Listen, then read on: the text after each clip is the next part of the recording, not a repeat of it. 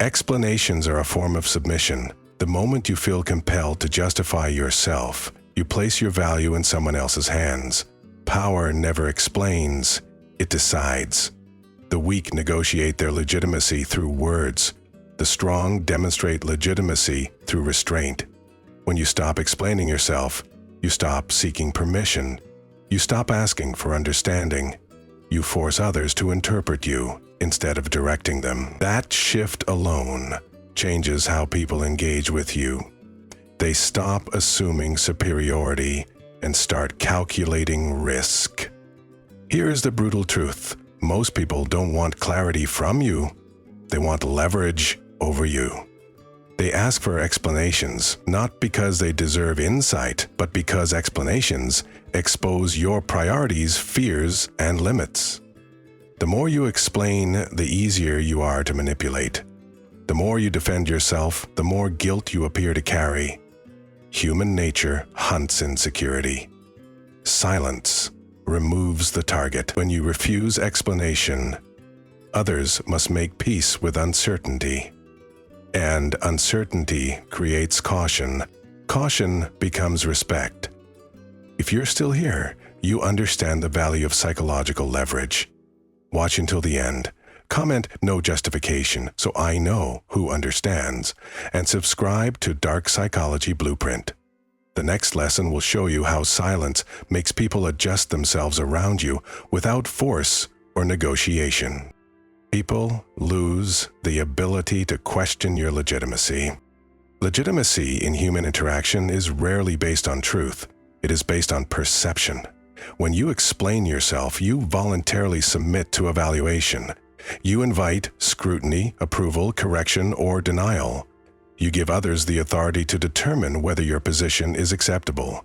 Machiavellian thinking rejects this entirely. Power does not ask to be validated. Power exists because it does not request permission. When you stop explaining yourself, you create an implicit hierarchy. You communicate that your decisions do not require external endorsement. People may dislike it, but they are forced to accept it because refusal provides them no leverage. Most challenges to legitimacy begin with curiosity disguised as entitlement. Why did you do that? Why didn't you tell me? What do you mean by that? These questions are not neutral. They aim to place you in a defensive posture. The moment you answer, the dynamic shifts. They become judge, you become defendant. They evaluate your reasoning, weigh your justification, and position themselves above you psychologically. Silence prevents that inversion. When you withhold explanation, the question loses force. Instead of interrogating you, they must interrogate themselves. That internal uncertainty erodes their confidence to confront. Explanations also anchor you to a single narrative. Once you justify a decision, you are constrained by your own reasoning. If circumstances shift, you must either contradict yourself or remain trapped by outdated logic. Silence gives you flexibility. It protects optionality. Others cannot accuse you of inconsistency because they never received a stated motive to measure against. They are left with outcomes instead of arguments. Outcomes are harder to dispute because they are tangible. Arguments are easy to attack because they rely on interpretation. The Machiavellian mind prefers evidence to explanation, results to rhetoric. Finally, silence forces respect through caution. People hesitate to challenge what they cannot decode.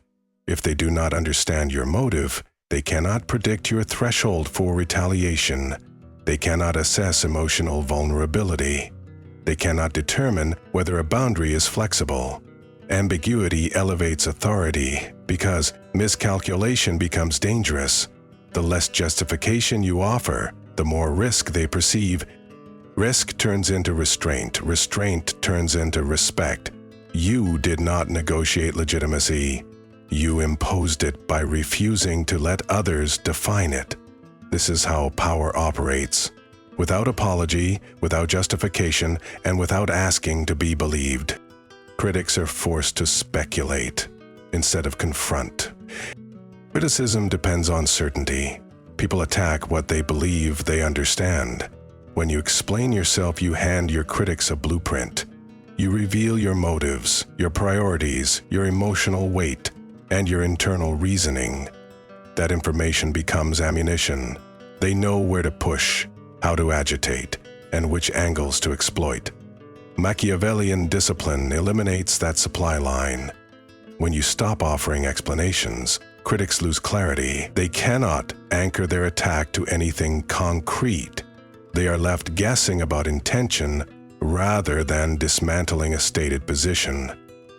Guessing weakens aggression because doubt slows initiative. Confrontation requires confidence. Speculation produces hesitation. Without explanations, critics must build theories instead of arguments. Theories are unstable because they rely on assumption. One person assumes you are arrogant. Another assumes you are hiding something. Another assumes you are indifferent. None of them can confirm their conclusion, so their conviction fractures. Division among critics benefits you because unified attack depends on shared certainty. When no one knows what is true, no one knows what to rally against. Silence destabilizes consensus. Instead of confronting you directly, critics confront each other's interpretations. Energy that could have targeted you becomes internal debate. Speculation also elevates mystique. The less you define yourself, the more others inflate your capability. People rarely imagine weakness when information is missing. They imagine strength. In psychological terms, ambiguity allows projection. Some will assume you are calculating. Others will assume you are dominant. Others will assume you have leverage they cannot see. Even if none of that is accurate, the perception alone creates resistance. Critics fear miscalculating against someone whose threshold and retaliation strategy are unknown. Fear suppresses aggression more effectively than persuasion. Silence manufactures that fear. Most importantly, speculation forces critics onto defensive terrain. Instead of attacking a known argument, they must prepare for multiple possibilities. They waste time crafting accusations that may not land. They rehearse objections that may never apply. They pause before speaking because they lack validation. That pause is where your advantage forms. A critic who cannot predict is a critic who cannot dominate. A critic who cannot confirm is a critic who cannot escalate. By refusing to explain yourself, you deny them the certainty required for confrontation. They do not silence you, you silence them by making every attack a gamble. Your boundaries become non-negotiable. A boundary explained becomes a request. A boundary enforced without justification becomes a rule. When you stop explaining yourself, you stop inviting negotiation. You signal that your limits are decisions, not discussion topics. Human nature treats any explanation as an opening, a chance to persuade, bargain, or erode standards. The moment you justify why you won't tolerate something, someone will argue the conditions under which you should. That dynamic turns power into debate. Machiavellian discipline closes the debate before it begins. You state less, enforce more. You allow people to adjust or remove themselves. Either outcome confirms your authority. Explanations encourage testing. When people think your boundaries are rooted in emotion, convenience, insecurity, or misunderstanding, they attempt to push past them. They look for exceptions. They look for weak spots. They look for tactical leverage. Boundaries become invitations to experiment. Silence denies experimentation. A boundary that needs no explanation appears rooted in principle rather than preference. People assume you have standards they cannot manipulate, histories they cannot rewrite, and options they cannot block. They stop asking, why not? Because they sense it doesn't matter. In psychological terms, you remove the illusion of negotiation. Unexplained boundaries also shift responsibility. When you refuse to justify a limit, the other person must decide whether they can live with it. They cannot debate logic. because no logic was offered. They cannot appeal to emotion because none was disclosed. You force them to evaluate themselves instead of analyzing you. That reversal is power. Instead of you worrying whether your boundary is acceptable, they worry whether their behavior is compatible with what you allow. If they leave, the boundary eliminated the problem. If they stay, the boundary reshaped their conduct. In both cases, silence achieved what argument never could. Most importantly, non-negotiable boundaries change reputation. You are no longer seen as someone who seeks harmony at the cost of self-respect. You are seen as someone who treats access as conditional and behavior as currency. People interact with more discipline when consequences are real. They watch their tone, manage entitlement, and adjust expectations. The absence of explanation forces compliance. The absence of negotiation forces efficiency. You did not gain obedience by dominating anyone. You gained authority by refusing to defend what is already yours. Boundaries are only questioned when you leave space for questions.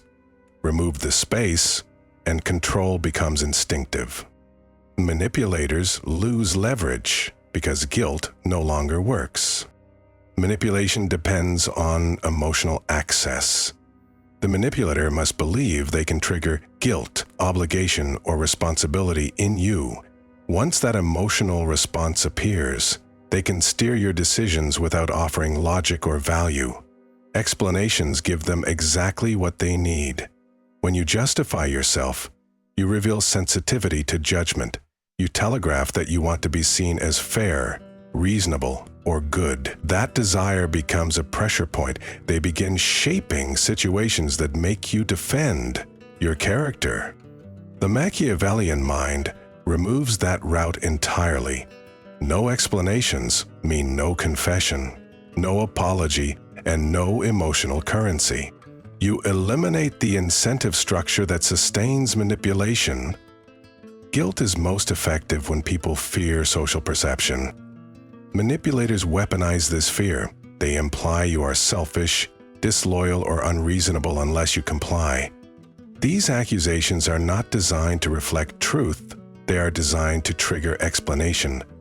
The moment you defend yourself, they know guilt works. They know you cannot tolerate the possibility of being misunderstood.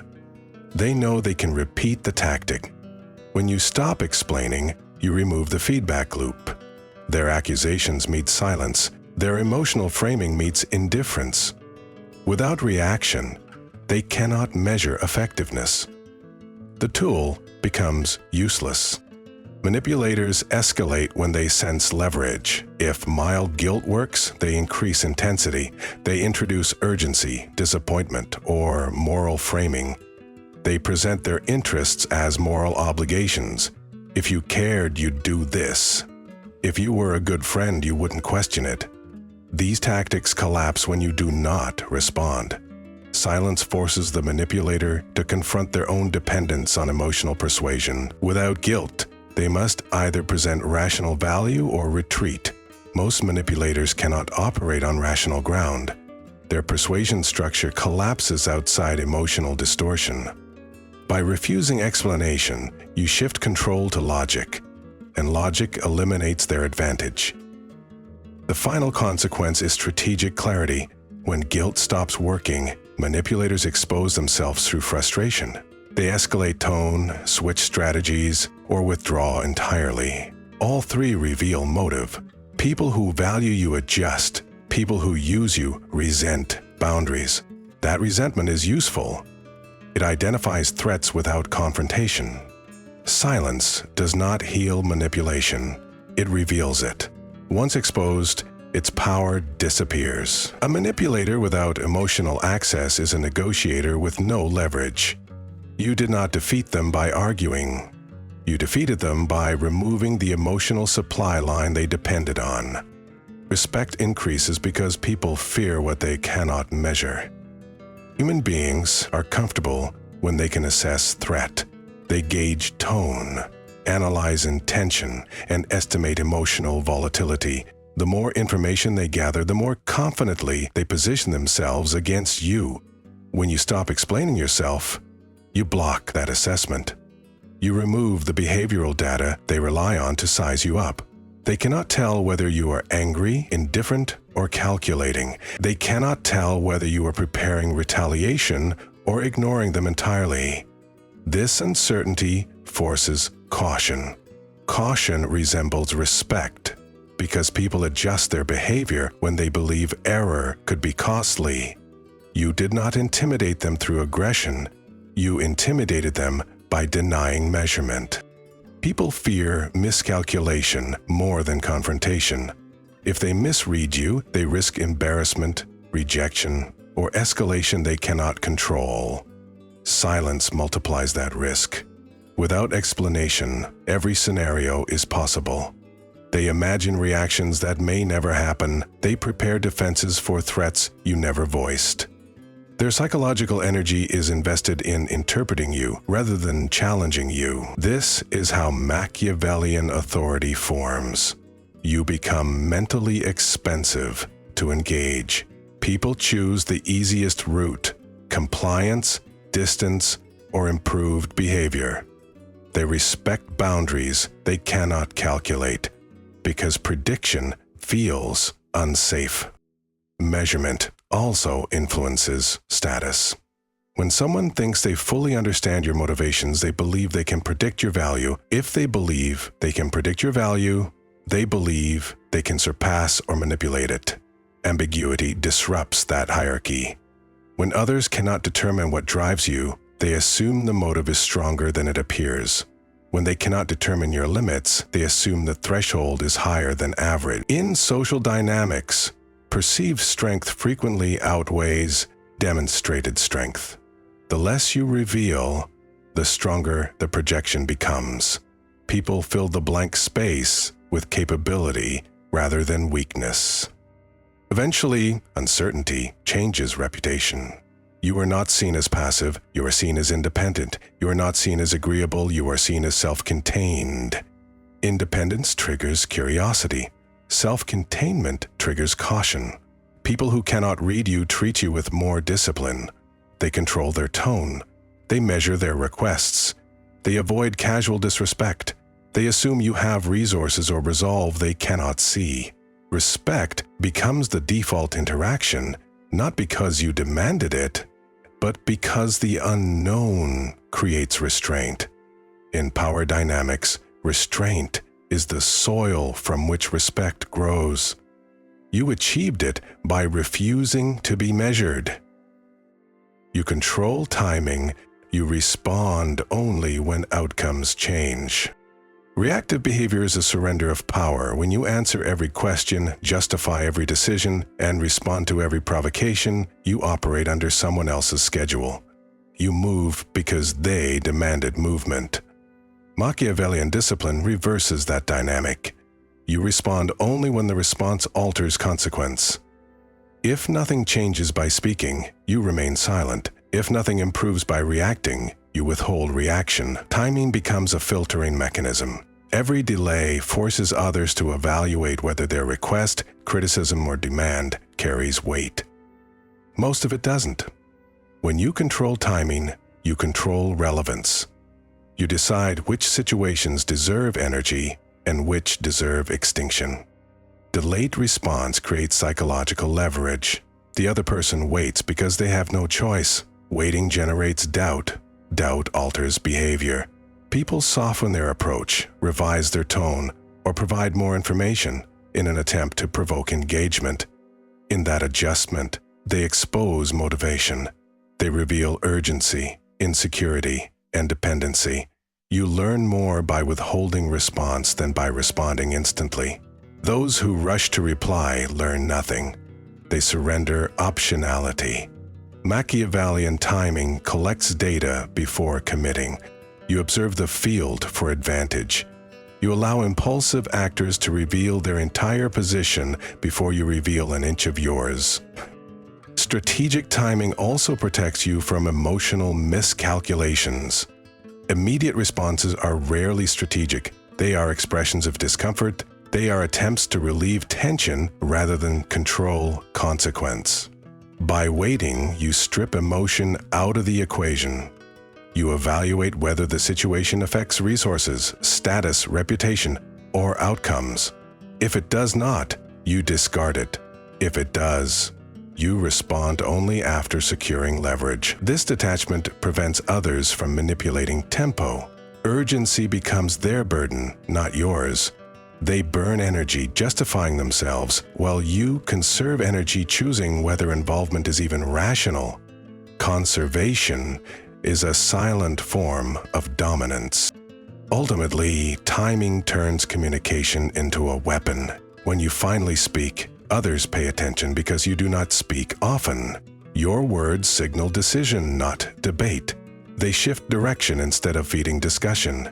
You are not reacting to their move, you are concluding the interaction on your schedule. That is why withholding explanation strengthens authority. Time becomes an asset you refuse to surrender. You move late, you move rarely, and when you move, the outcome already tilts in your favor.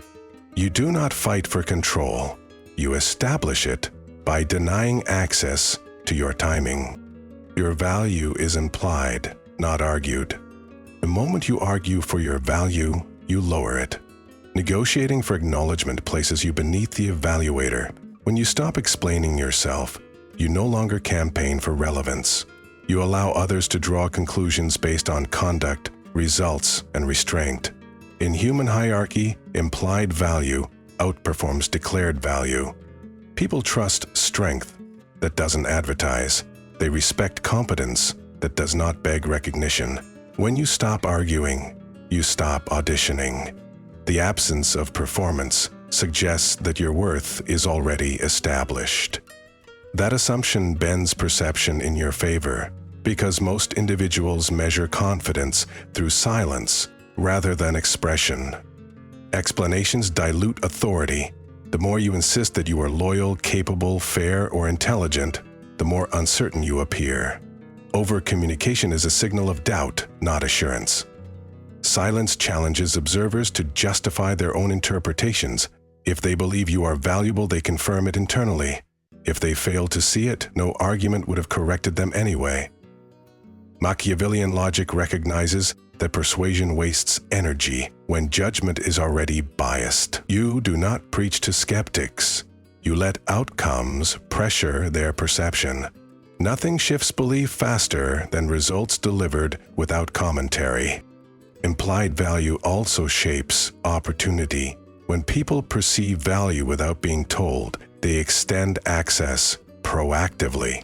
They consult you, include you, or defer to you because silence gives you an elevated presence.